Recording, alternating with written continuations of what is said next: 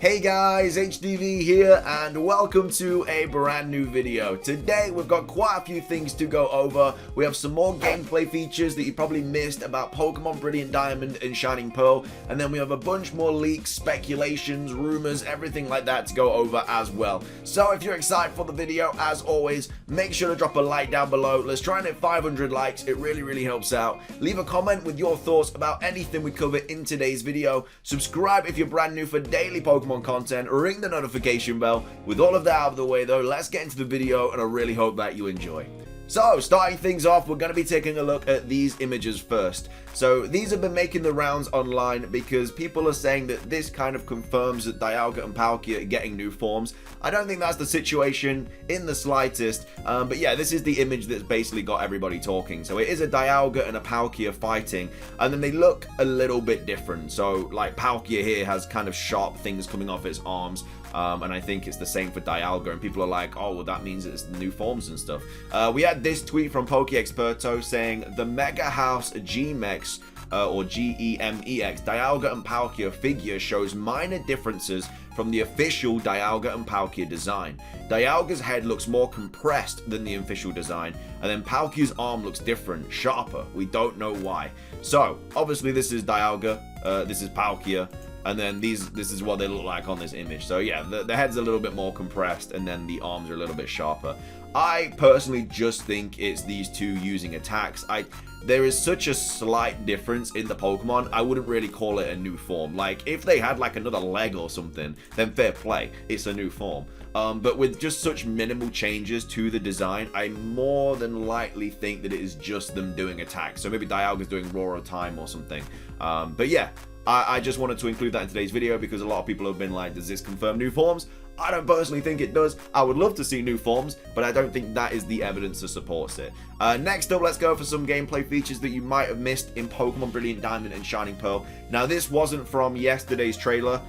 These are from a trailer before. And basically it was posted on the r/PokeLeaks Reddit by Lord_Bitter saying one thing missed from many previews. According to an Italian YouTuber, you can hide and resize the Poketch so it won't eat the upper part of your screen. Also, Hot Home looks so good. So yeah, with the Poketch in the top right corner, you can kind of resize it or hide it or whatever, which I think was a given, really, that we would have been able to do that, but it's nice just to get the confirmation for it. So yeah, apparently you can make it bigger, smaller. There's also more things that you can do with it as well that we're going to go over in a second from a tweet from Eclipse.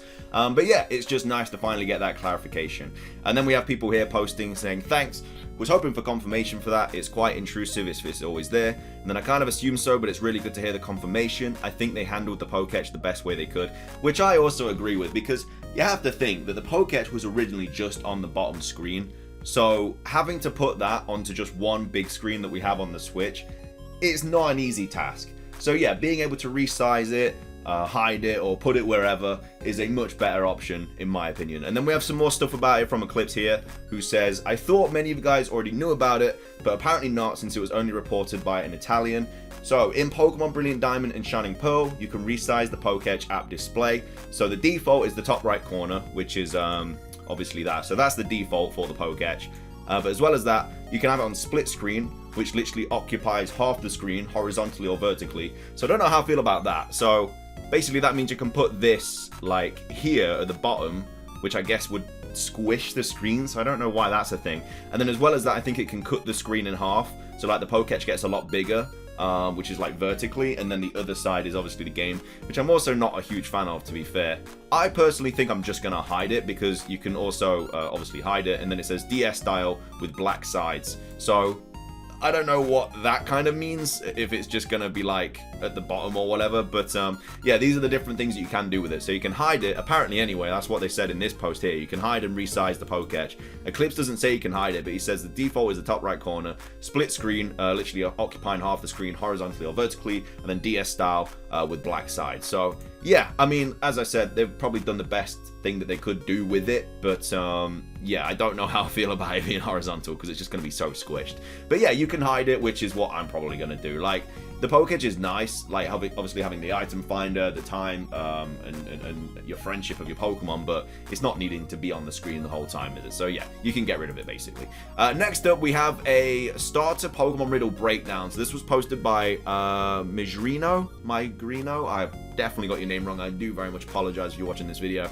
And basically, they broke down the new starter Pokemon riddles. So, of course, this is from Ball Guys Leaks as well, who's basically stated that Samurot's going to be like water fighting, Typhlosion is going to be fire ghost, and then Decidueye is going to be grass dark, I think, or something like that. But basically, he posted some more cryptic images kind of showing off like what the starter typings are going to be and what they're going to be about. So it's kind of just a breakdown of that. So huge shout out to this person here. This will be linked in the description if you want to take a look at it yourself. But they say, starting off with the most simple and first one posted, the image of the 3 arrows, as most people suspected already. This leads us to believe that Decidueye will be some sort of archer. Take this with a grain of salt, but Eclipse has been posting on Twitter the possible names for the new starter Pokemon signature moves, but nothing for Decidueye yet. Although he claims that they all have a new signature move, which would make sense. So yeah, apparently all these new hisuian starter Pokemon evolutions have their own signature move. Now, of course, it is just the final stage of the evolutions that are getting these hisuian forms. So Quilava, Dewott, and Dartrix are all going to just be normal. And then we're going to have Hisuian Typhlosion, Hisuian Samurott, and then Hisuian Decidueye. So that's the first image, which is apparently about Decidueye. And then we have this image here, which is another obviously cryptic image. He does not look like he's having a great time at all. But yeah, it says, counting this new image in Eclipse posting 100 vessels. This makes 3 times the number 100 was mentioned. So Demona from the original leak is Japanese, is Hayaki Haim, translates as 100 demons princess. An interesting theme ongoing there here is how spirits are summoned into the world. Damona's soulmate in Japanese is, I'm not going to try and pronounce it because I'm just going to butcher it and I don't want to offend anyone. A time when evil spirits roam the earth, and now the night parade of 100 demons is a 1,000+ year old Japanese folkloric tradition in which a series of demons that parades into the ordinary human world. My guess is that Typhlosion is a shogun who can summon 100 vessels, also known as retainers, who are samurais who fight for their lord into battle. Edit, this Twitter post shows what I mean in more detail. So this is the Twitter post from Eclipse, I do believe. No, it's not. For anybody still wondering what the connection between Damora and this person is, the number 100 in Typhlosion is Eruption of the Supernatural. So obviously Eruption is a move that we all know that Typhlosion can learn. So yeah, hopefully he kind of like erupts out 100 souls or whatever, and I guess that would determine the fact that he is a ghost type, which would be pretty cool. And then next up we have this. So this is one of the easier ones as well. Tanjiro from the anime Demon Slayer. I apologize if I got that wrong. I don't watch Demon Slayer. Fights demons with his sword. One swing of the sword incorporated in its armor can fall an opponent. A simple glare from one of them quiets everybody. This is its Pokemon Black Pokedex entry. Next is Eclipse, who said Onikiri Slash, and in Japanese legend, Onikiri, the Demon Slayer, is a mythical Heian period sword.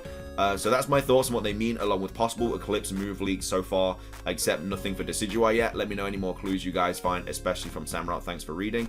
And then we have this person here replying, the 3 arrows is a political symbol called the Iron Front, in which each one meaning the fight against monarchy, Nazism, fascism, and communism. Curious choice. I wonder if it has any significance here outside of just meaning he's an archer. He could be a ninja. Farmers who oppose the shogunate. I feel like I butchered so many names in this video. I apologize. As well as the martial law imposed by the samurai. Edit. Oh, they're going to double down on the anti-monarchist Robin Hood theme.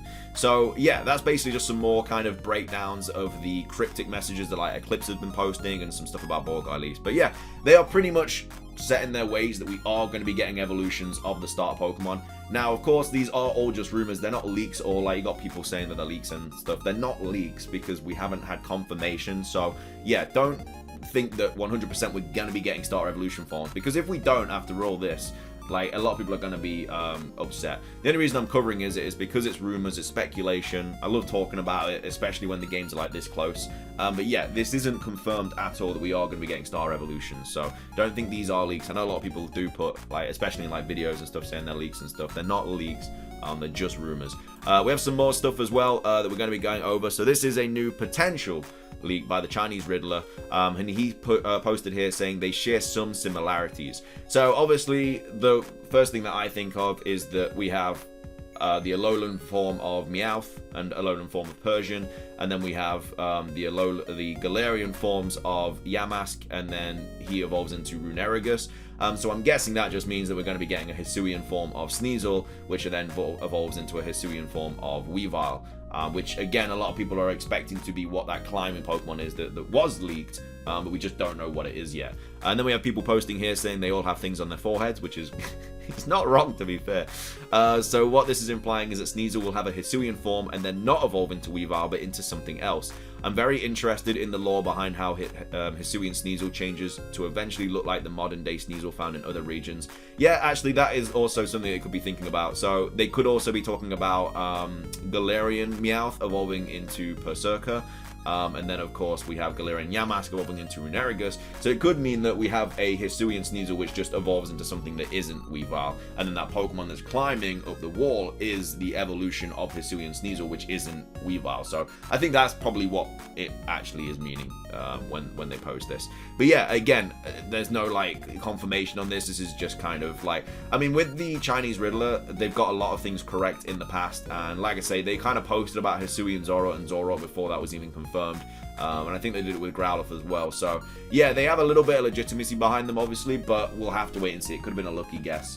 So anyway, that's pretty much going to be all the stuff we're going to be talking about for today's video. I hope you guys enjoyed it. If you did, make sure to drop a like down below. Leave a comment. What are your thoughts on these rumors and speculations and stuff? Let me know. I'd love to know what you guys have to say, especially about the rumors and stuff, because they're always fun to talk about. But yeah, I want to know what you guys have to say about them.